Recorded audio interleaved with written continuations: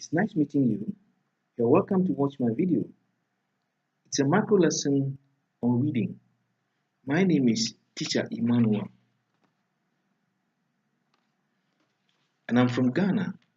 I teach English, and I like teaching students online.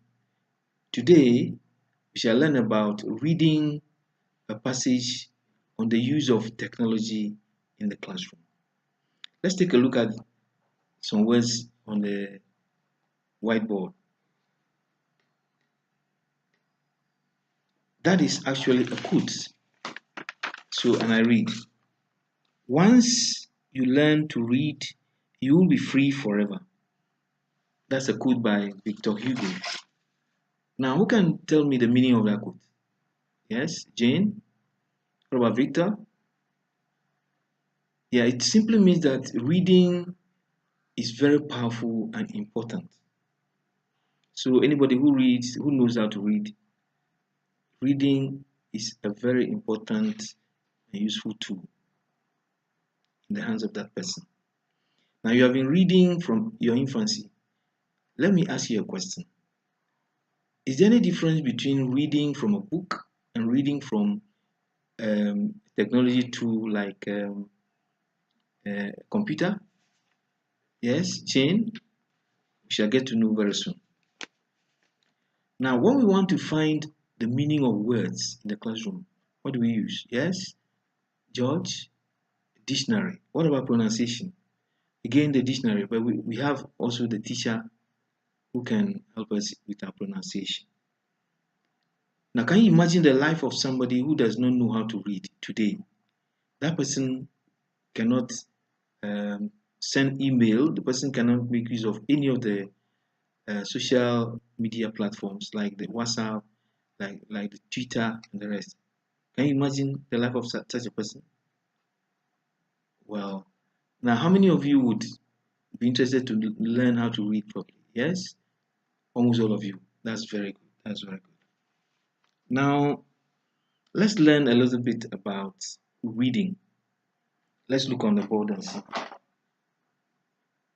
Now, reading requires certain qualities. That is to say, it entails a lot of things. For example, reading is an interactive process between the writer and then the reader. And then they make use of, the writer makes use of words which the reader will read. Now, when you want to be proficient in reading, you need a lot of practice. What about speed? If you want to increase your speed of reading, then you have to start slowly, and then as your proficiency in reading increases, then the speed will also increase. Now let's talk about the focus of the reader. While reading, you must be focused.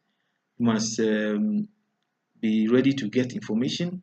You must be ready to actually be involved in the reading, and also you must derive pleasure from reading.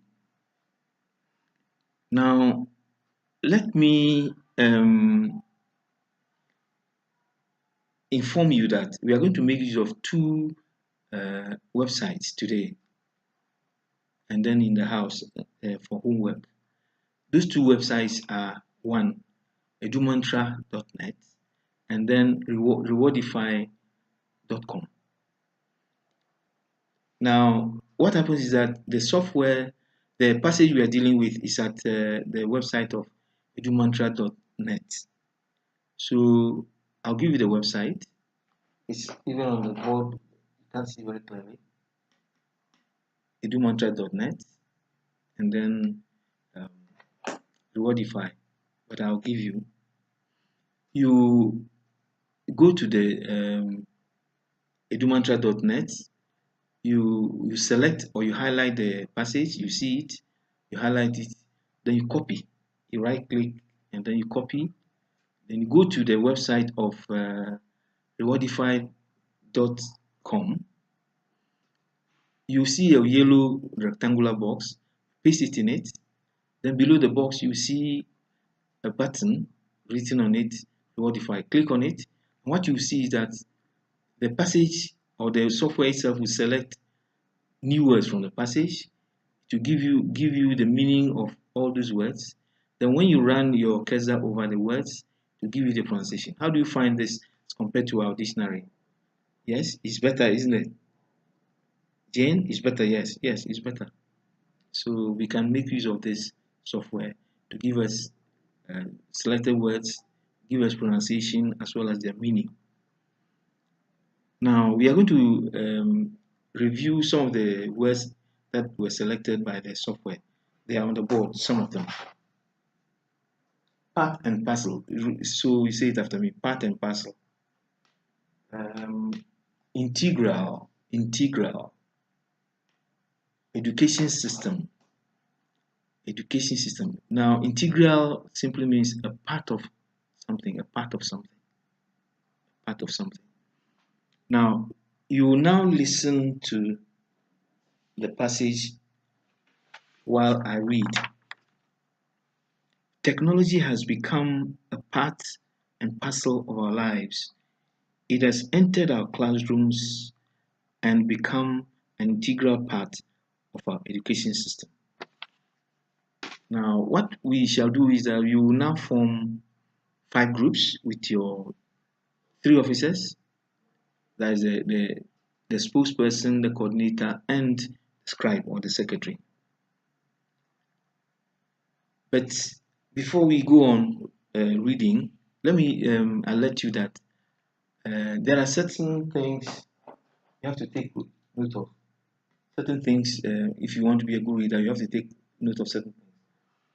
Particularly when you want to do oral reading, reading aloud. You have to insist or make sure you give the correct pronunciation of words. Your voice projection must be good, the intonation must be good, and then you also have to pause at certain signs like exclamation sign, punctuation marks, and those things. So what you will now do is that you form your groups, you go to you be in the various groups, then you read the same passage.